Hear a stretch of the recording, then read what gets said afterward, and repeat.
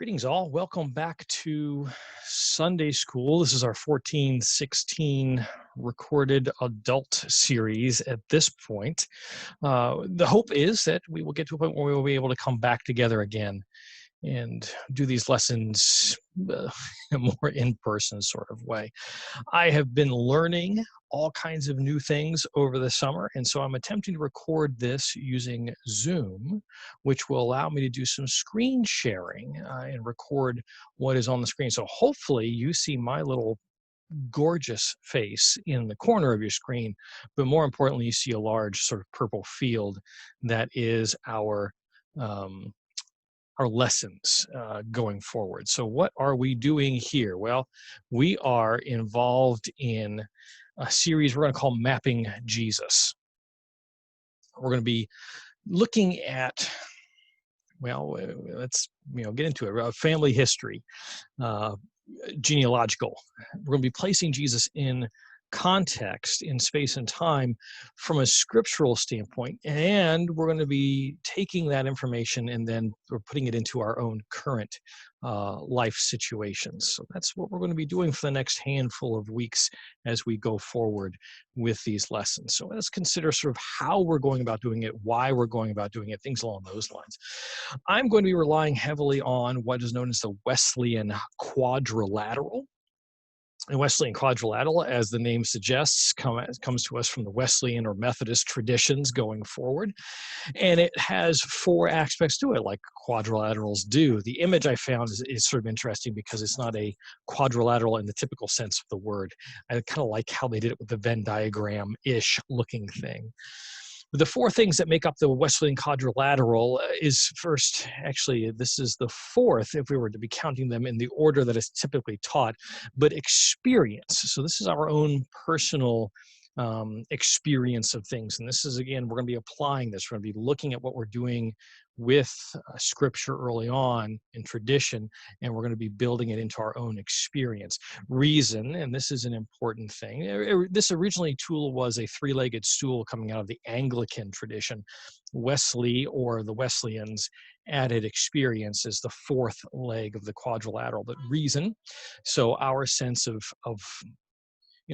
what makes sense, how are things working or not working, and logically, how do things flow? We have been given a gift by God, our intellect, no matter how we might feel about it at times, to be able to do a lot of heavy lifting, a lot of work. Tradition is a huge part of the quadrilateral. Now, in the Christian Church Disciples of Christ, it is a tradition. It goes back a couple hundred plus years now, and there's certain strong themes within the tradition, one of which is the centrality of Scripture. Another one is this goal of Christian unity. Another one is this idea of being anti-denominational. A little irony in that one. Freedom of thought, with the expectation that we will actually engage in thinking within a community setting, that we will engage in the heavy lifting of interpreting scripture. So tradition all plays into it, but this is, more importantly, this is the tradition of scriptural interpretations, this understanding that scripture was codified, it was finally sort of assembled in what we call the Bible, the 300s CE, so 1700 years ago. The Bible was finally put together as a canon, a collection of texts, and over the years we have discovered books and writings and things along those lines that were not included or had been lost, however it may be. But we have 1700 years of interpretation of the full canon, but we have even longer histories of interpretation of books within scripture. We can go back to the Talmud and the Midrash, which was written during the period of the exile initially. So we're talking, 500 years before Jesus was born. We are seeing interpretations of scripture. That's part of the tradition that we are talking about. And then the first of the four parts of the quadrilateral, the one that I like sort of in the image image that's on the screen surrounding everything else is Scripture itself. So that's going to be our sources that we're drawing upon, our experience, reason, tradition, and Scripture. Now, the Gospels give us genealogies, a who's who in the line of Jesus. Actually, just two of the Gospels do that for us. And so we're thinking about family trees at this point. We think about the Gospel of Mark, not the Gospel of Mark. We think about the Gospel of Matthew and the Gospel of Luke. We have genealogies, we have family trees that are created. And we can think about why. Why a family tree? Why bother? Well, we might be able to pull from our own contemporary experience. When we meet someone, maybe we grew up in an area where people tended not to move in and out, and folks would ask who your people are, right? Who are your parents, who are your grandparents, because that was a way of sort of figuring out who we are and who you are in this. So we engage in these sort of family tree building exercises to figure out who we are. This highlights one of the big challenges today, because there are some of us, and mainly those of us like me of European descent, who, fortunate. My sister's been able to go back the 1500s, even earlier, in some of the Swiss cantons with accurate documentation of our family, being able to sort of go back and not only just get names, but get movements and track people from generation to generation moving around in the cantons for various interesting historical reasons. It turns out that we have a long history of avoiding religious conflict. Who knew? It must be a genetic thing. Another reason why we do the genealogies is to figure out, the big question, who's your daddy, right?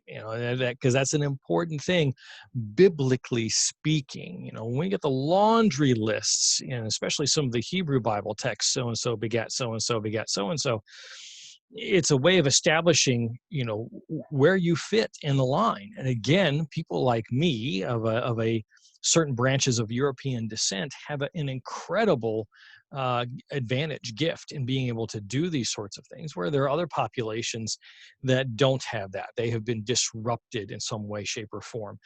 Maybe the documentation has been destroyed, or the history was an oral history and the elders have been lost. They have,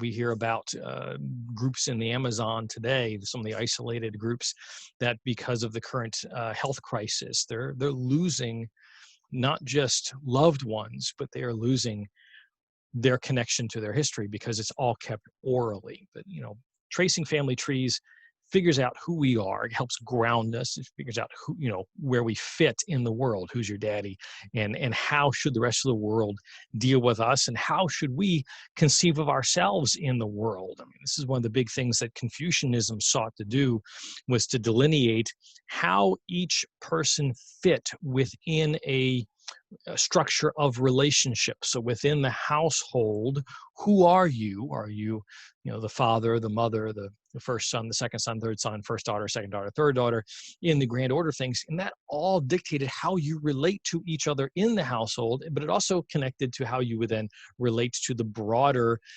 classical Chinese society. So it's a way of figuring out how we fit. And in Scripture, this is still the case. We hear it even in the Gospels and some of the comments that are made about Jesus, and we'll get into those going forward. So again, our two primary texts for what we're doing in these lessons are the Gospels of Matthew and the Gospels of Luke.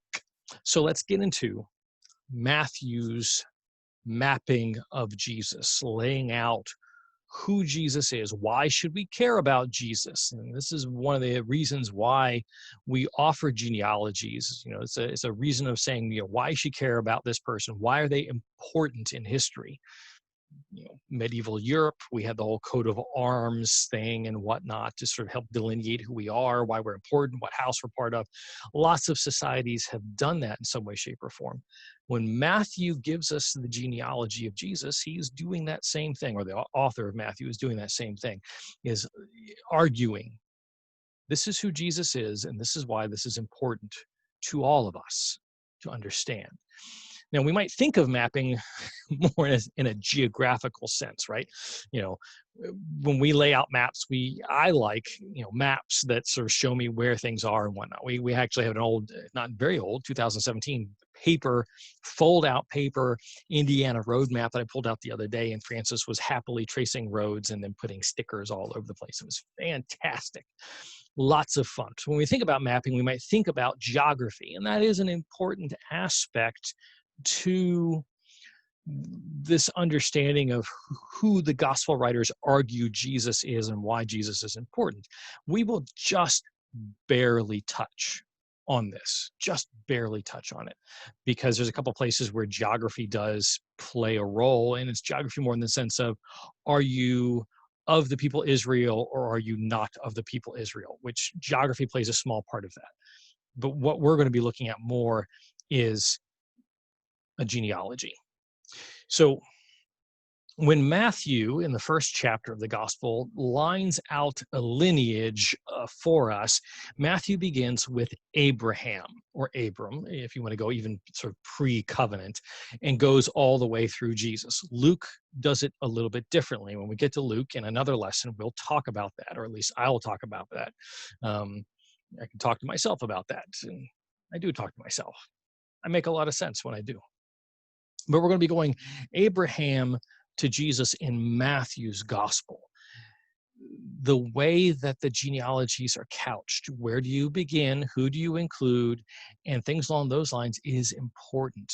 It reveals a bias, it reveals a prejudice, it also reveals an intentional arc. This is the story I am telling as a historian of past events. So Matthew is telling us a story as a historian of past events, wanting to ground Jesus in a certain light for us.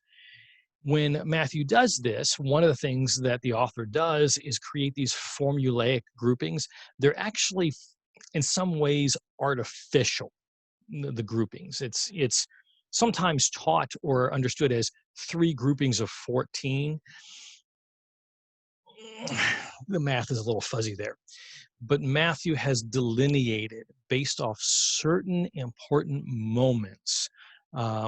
As Matthew, or the gospel writer, understands the history of the people Israel and how Jesus fits into that history, which then sheds a light on who Jesus is and how Jesus affects us going forward. So there are 13 groups, roughly, or 3 groups, roughly, 14-ish, omitting some. And that's, I did an image search for shocked faces, and Downton Abbey came up. Certain people are left out. If we count the generations, some are repeated between groups 2 and 3. We have a name that's repeated because it's a transition between the two. And, we don't always get, if we were to line up Matthew's list against other documentation, because some of Matthew's names we find in other scriptures, some we find in other non-scriptural documentation, a list of rulers, things along those lines. And sometimes it meshes very cleanly, and other times not so much. Some names are left out. Now, is Matthew shunning these people for some odd reason? Not that I can tell, at least. It's not that, this is someone who Matthew is ashamed of having Jesus in Jesus's lineage. There's some pretty shameful people in there. It doesn't fit the formula. And so it's just easier to pretend that we can skip a little bit going forward. But the 3 groupings are roughly this. We have, in some cases, it's called the patriarchs, the pre-Davidic 14-ish generations from Abraham to King David. So we have a pre-Davidic chunk of people, and then we have a chunk that represent the Davidic kingdom. So from David to the last king who's on the throne when the Babylonians come in and conquer and carry away the leadership, and the keepers of the culture from the tribes of Judah and Benjamin. I guess the 2 tribes that are left, Judah and Benjamin. and then the 3rd group is the exile and afterwards, bringing us up to the time of Jesus. So when Matthew writes That's how he chooses to chunk them up. Now, the fact that he is choosing to chunk them in this way is already telling us something about the gospel writer's view of Jesus, who Jesus was, and how Jesus fits in the world. It fits also in the common ways that the broader historic narrative of the people Israel is told. If we look at the scriptures themselves, if we were to get into, say, the Tanakh, the Hebrew Bible, we would find it's not exactly broken down this way, but it is functionally organized in a before the monarchy period. And we can think of, if we think about major books, it's Genesis, functionally through Second Samuel. Second Samuel is the transitional period. Samuel is a transitional character. He is the last of the judges who then establishes the monarchy, and not just establishing the monarchy because Saul, beta testing, right? David becomes the one who sort of established the broader monarchy with. So we have that chunk, and then we have a large chunk of scriptural texts that deal with the Davidic kingdom, right? So we have, Second Samuel, and you can pretty much include not all the prophets, because some of the prophets are earlier, but a lot of the prophets in this chunk, all the way through, so the end of the exile, and some of the writings even that are set in the exile. Daniel is set in the exile, even though it's written much later. And then you have the exile itself and everything that happens after the return. And a lot of the writings from after the return aren't part of the traditional scripture, right? Some of the wisdom literature we have within the Protestant Bibles is not part of our canon, but you can find, Tobit, Bel and the Dragon, the Wisdom of Solomon, Judith, texts along those lines that were written after the return from exile, were in circulation when Jesus was alive, and certainly were part of, or at least some of them were part of, the Matthean communities. So those are the three big chunks. Let's actually get into some of what we are doing at this point. So the first grouping, right? So here we have our list of names going forward. We start with Abraham, or Abram, right? So let's think about why Matthew would start here, because Luke starts with a very different text, or not a very different text, but at a very different period. Well, Luke goes all the way back to God and begins with God and then Adam and traces a much longer line. Matthew is choosing to start with Abraham. So think about what we know about Abraham, who Abraham was. Why is he important in Scripture? Matthew begins here for a reason. He begins his genealogy in this place. He could have chosen to go back further. He could have chosen to start much closer to Jesus. But in the formula, he begins with Abraham. Abraham is important much in the same way that starting the gospel with the baptism is important. Now think about that. Mark and John begin with the baptism stories. Matthew and Luke include this prequel part, the birth narrative, to ground Jesus, to explain what the gospel is all about and whatnot. Matthew is choosing to begin with Abraham. This is the moment when God enters into covenant with what will become the people Israel. Right? So the first handful of generations are going to be, covenant relationships with a person or a household, until we get to the point of the Exodus story, when suddenly the people Israel have sort of grown in numbers despite Pharaoh's best efforts at controlling the population. So Matthew says Jesus's story, for mapping out who this Jesus of Nazareth is, we don't go all the way back to God in Matthew's telling. We go back to Abraham, the one who first received covenant promise. Now, we could go back and we talk about Noah and whatnot. We could do that sort of thing, but for the story that is specific to the people Israel, to the people of Israel, we go to Abraham. And that's where it begins. And that's the understanding of that. Everything before Abraham is like prequel. It sets the stage for Abraham. And so Abraham's a known. We should know the Abraham story fairly well. And we should know about his son Isaac, the one who was almost offered up for sacrifice. And then Jacob. By the way, we're doing a direct lineage. We're not talking about the siblings so much in there. It's just, as a rule of thumb, because we know that there was a twin there with Jacob, but Jacob will be the one who is called Israel. And this is why the people Israel, the children Israel, called the people Israel because of Jacob. Then we have Judah in the list. And we know Judah, right? Because Judah is one of the 12 tribes that's connected to. So one of the 12 children of Jacob. Now, yes, if you go back into the scripture, naming the 12 is a little challenging because they move around a little bit. But Judah is the one of the 12, and that's important going forward because we know that the 12 tribes settled in the land according to the book of Joshua and other texts as well. And the land was divided up, and eventually the Assyrians come in and they defeat the northern kingdom of Israel, which is 10 tribes, leaving just 2 tribes left in the south. We're not counting the Levites at this point; they don't have land or property or anything along those lines. We have Judah and Benjamin. Those are the 2 that are left. And it is those 2 who get carried into exile. They are the faithful remnant who return. And it is in exile that scripture functionally gets put together. So when we're telling the story and including Judah, making about Judah becomes important. Jesus' story is grounded in this tribe. It's also important because Jesus is supposed to be a Davidic king.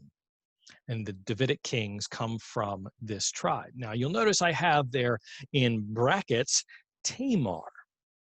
One of the interesting things that Matthew, the gospel writer, does is include 5 women in the story. Okay, so 5 women are included in the story for this. And they are women of note. They are women sort of worth reading about. And they are women who do some amazing things. Tamar's story is that she marries a couple of Judah's sons, and Judah's sons die. There's Levirate marriage, and so the first one, and then the first one dies, and she gets to marry another brother, and that one dies. And there's no kids, there's no sons to pass things along, and so she goes back to Judah, and by right tradition, scriptural understanding, and everything else, Judah should offer another son to Tamar, and Judah doesn't. So Tamar dresses up as a harlot, a prostitute, and Judah pays for her services. She becomes pregnant and bears twins, and then she reveals herself, and Judah realizes that he was in the wrong. One of the children that is born is Perez here in Jesus's line. So if we're looking for a line where there is little to no scandal within just a handful of generations, and actually with Abraham, we're already kind of scandalized. Within a handful of generations, there is scandal, but it is scandal that is done in a way that says this is someone who is doing what God had expected. And so they took it upon themselves to do the thing that was necessary to bring about the appropriate response from, in this case, Judah. So there we are. We're going through and sort of already adding some people in that are doing some very interesting sorts of things for us in this line. Now, if we were to continue on, we have Perez and Hezron and Ram. And okay, so whenever we come across a name, the important thing is just to say it with authority and keep moving. Aminadab, right? Aminadab. Aminadab is mentioned in the book of Exodus, minor character. He's father-in-law of a high priest, Aaron and Moses. So He's also mentioned in the book of Ruth in connection to Nahshon. So are these the same people, these two mentions? Hard to tell. The individual that we're interested in, this Aminadab, is the one who is connected to Nahshon, the ancestor of King David. Right. So what we're going to run into is some places where there are names that it's hard for us to pin down exactly who these folks are in some cases. In some cases, within the line, like Hezron, perhaps, the only mention they get is in Matthew's lineage. So we don't know much of anything else. Sometimes they're only mentioned in scripture, in other places, like in the Hebrew Bible. Sometimes they're mentioned in other texts outside of scripture. So we're really trying to sort of piece things together as best we can. Nahshon is a tribal leader of the Judahites during the wilderness wanderings in the book of Numbers. Okay, so he is connected with the tribe of Judah as a leader already. So we're seeing these sorts of things. And for us today, some of this is Jeopardy knowledge. It really is. I don't expect this to be on the test when we get to heaven. I'll be disappointed if it is and very worried. But for Jesus's contemporaries, for Matthew's contemporaries, and for the communities that Matthew's writing towards, this could very well be common knowledge. And so when Nahshon is mentioned, like, oh yeah, and Nahshon, excellent. We know who he is. Aminadab, we have some sense of who he is and how he fits in the grand scheme of things. So this is all sort of stuff that is there, right? Salmon and Rahab, again, another bracketed individual. Rahab we know quite well. Salmon, mentioned in genealogies in both of our testaments. So he's mentioned in a couple places. The big thing for us here is that Matthew has connected him to Rahab. Rahab is important for lots of reasons. This is the Rahab of the book of Joshua. Joshua, the end of the Exodus story, when they sort of first survey the land. She is the one who smuggles the spies out of Jericho. That is one of the things that makes her important. She has these great acts of faith, and she is considered not from a heritage, from a kin group, from a genealogical standpoint. She is not considered part of the people Israel. She becomes adopted in, but she is an outsider. She is a non-Jew, so to speak. So now, for the first time in Jesus's heritage, we have someone who is really the other in the story. Matthew is telling a story of a Jewish Messiah in a lot of ways, but he has made a point of including individuals, and there's more than one, individuals who are not traditionally Jewish. And she plays a major role, an important role of all that is going on in this. Salmon, yeah, he's an important individual. But Salmon and Rahab, are connected to Boaz, and Boaz is connected to Ruth, a second person who is decidedly not of the people Israel. And they actually make a big deal about it in the book of Ruth.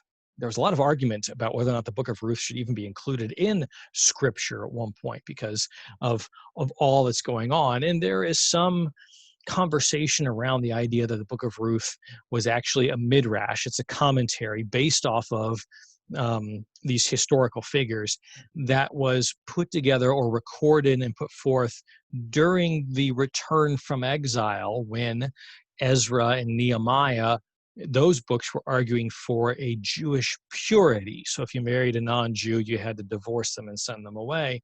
The book of Ruth comes into circulation at this time, showing that in the Davidic line, there were non-Jews. Well, Matthew picks up on that Davidic line and chooses, because Matthew could have just stuck with a patrilineal. He could have just mentioned the men all the way through, and that would have been considered quite acceptable. But in Again, 5 instances, he chose to include women.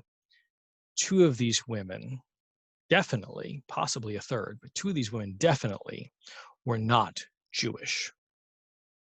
That is an important part of the story if we're talking about a Jewish Messiah that has come to save the world.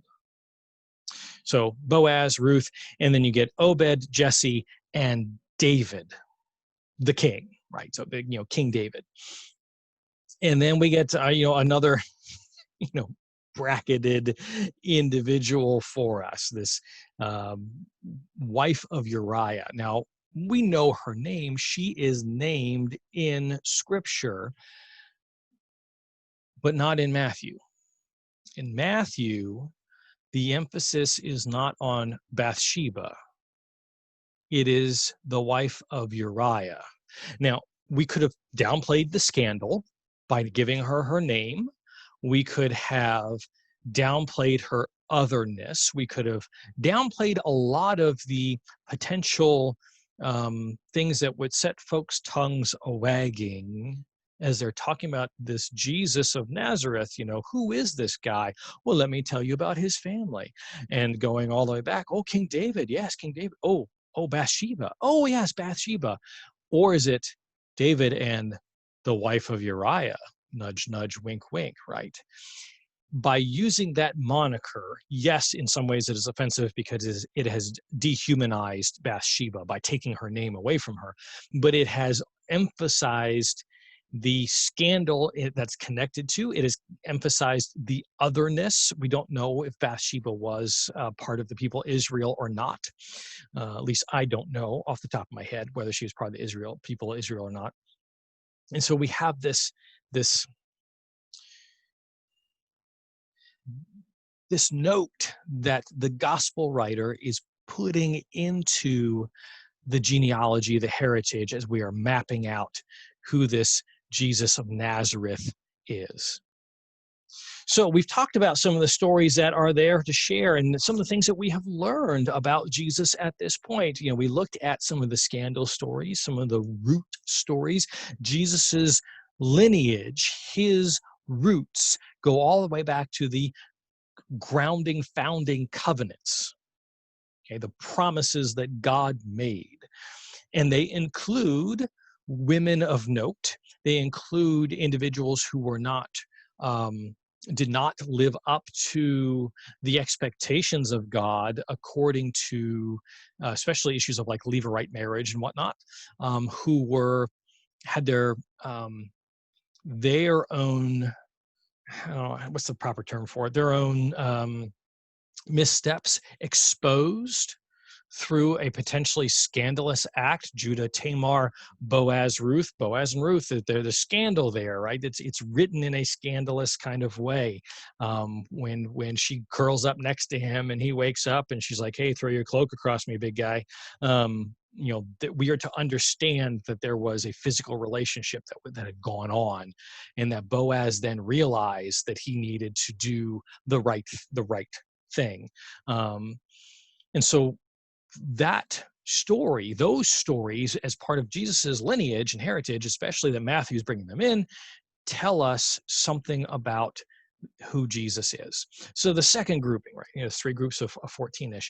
We move on from King David to King Solomon, the great King Solomon. And he's one, we know lots of stories about Sir Solomon, and he's definitely a famous figure. Rehoboam was the first king of the divided kingdom, right? The single unified kingdom only lasted for, Saul, David, and Solomon. And then it gets divided. The 10 northern tribes become the kingdom of Israel, and the southern tribes become the kingdom of Judah. Rehoboam is the one for the kingdom of Judah. We have accounts of the kings. critical accounts of the kings going forward. And if you want to get into those, you read, First, Second Kings, First, Second Chronicles, and the authors are more than happy to tell you this was a good king. They did lots of good things in the eyes of God, or this was a horrible king and they sinned in the eyes of God.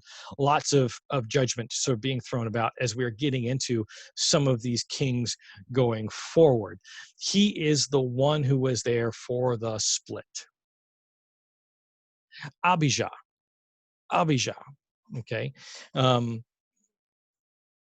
Fourth Davidic king, second king of Judah. Nothing else terribly exciting, but just keep going sort of through them here. We're going to skip over Asa. We're going to go to Jehoshaphat, because I like saying Jehoshaphat. Jumping Jehoshaphat, right? Lots of ways it's spelled. So he had lots of kings, lots of children, and one of them was Jehoram, who would become king after him. It just sort of goes on from there. We have a lineage of royalty. Sometimes the list of kings can be very, very boring. If you want more details, you can get into sort of scripture with them. A lot, again, First, Second Kings, First, Second Chronicles goes into these Davidic kings, talking about the goods and the bads of them.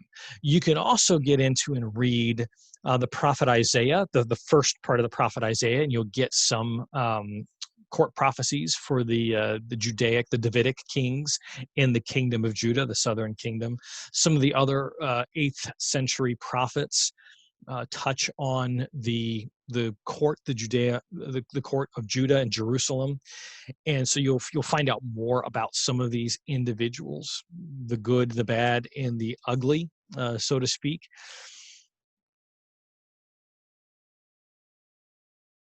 So I guess we can pretty much sort of just run through these. The big thing that is being lifted up here is it is an unbroken line of descendants of King David, some of whom were great, some of whom, not so great. And then we get down towards sort of the last few ones, which are lifted up as being some pretty poor kings, even those that try to bring about some return to the worship of God. It was really too late. By the time we got in, Hezekiah is a righteous king. He is important because he was considered so good. But the scriptures that are describing the Davidic rulers had pretty much consigned the house at that point. They had said there's been so much rot. Even though Hezekiah was so good, there was so much bad around him that the only thing that could be done would be for God to remove the hedge of protection and allow destruction to come in from outside, right? So Manasseh has a long rulership, kind of like his father before him. Ammon is idolatrous. He's a king, he's idolatrous. It's sort of one of those things that people do this sort of stuff, right? Josiah and Jeconiah, the penultimate king of the kingdom of Judah. So this is the next to last.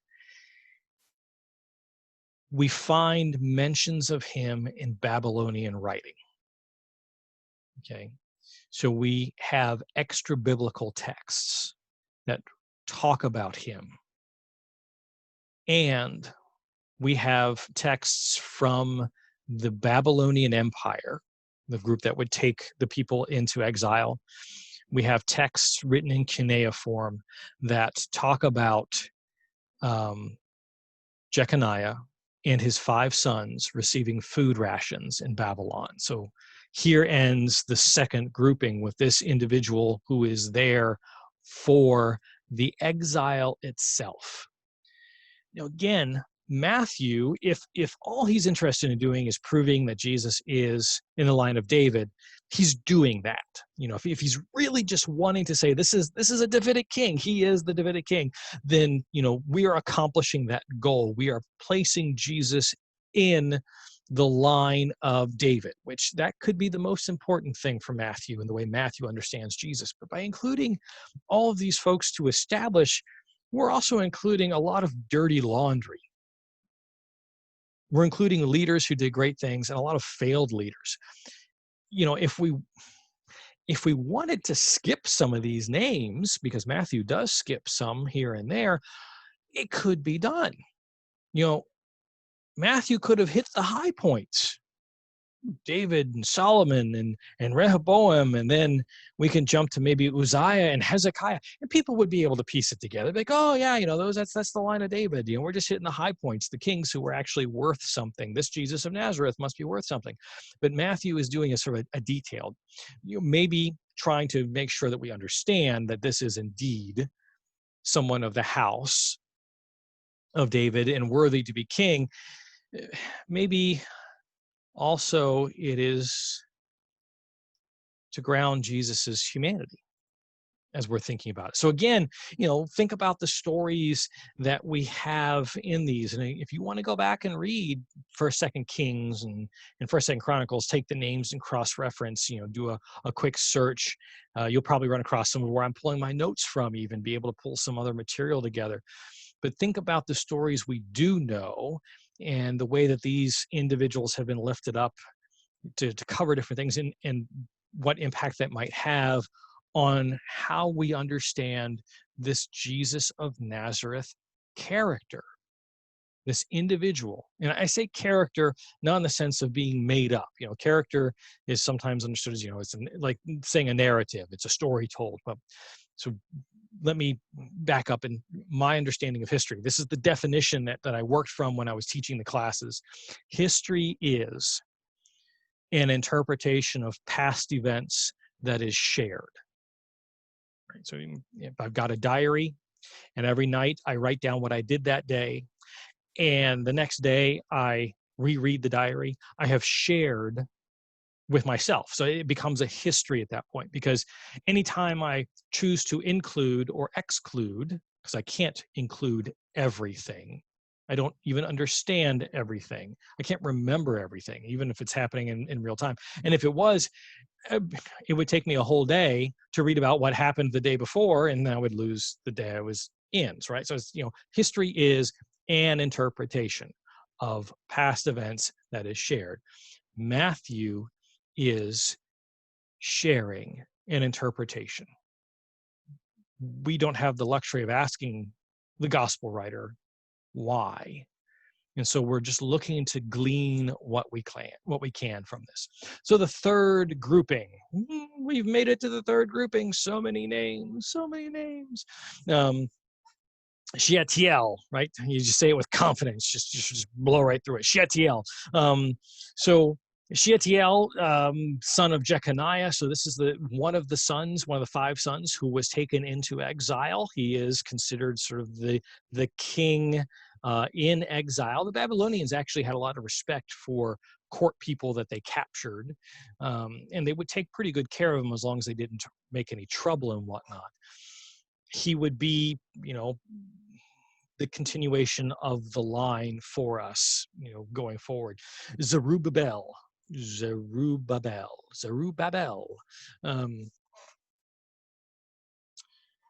So scripture, we have Zerubbabel as a governor of a province. Now, is this the same Zerubbabel? Could be. Don't know how common the name was, but scripture, the biblical narrative indicates that Zerubbabel, who was probably the one that we're talking about, who is part of the Davidic kingship line, had a role as a governor in the sort of the Babylonian exile during captivity. He would, according to scripture, lead a group of the remnant to go back after the exile. Remember, the exile is 70 years long. So His grandfather was the king who was taken into exile. His father was there in exile, and then Zerubbabel comes along.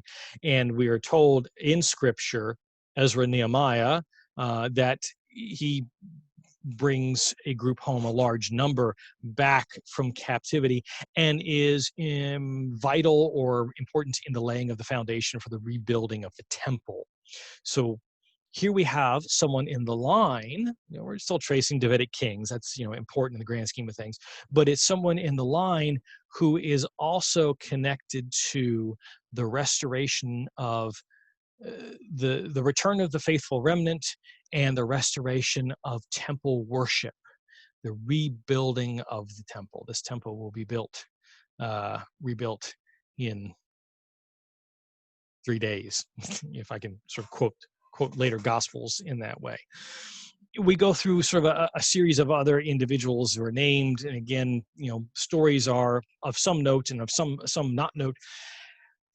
The kingship seems to drift away. We lose the person sitting on the throne for all intents and purposes going forward, until we find ourselves talking about in the line of Joseph, the husband of Mary, Joseph the carpenter, the house builder, the construction worker. So much good news. Who is connected to Mary, the fifth of the women to be laid out for us in the lineage. And then finally, Jesus of Nazareth himself for us. So again, stories we can think about. We have the return from exile. We have the rebuilding of the temple. We have the line that is understood to be a Davidic kingship line, but they're not, these individuals, we don't find them sitting on the throne.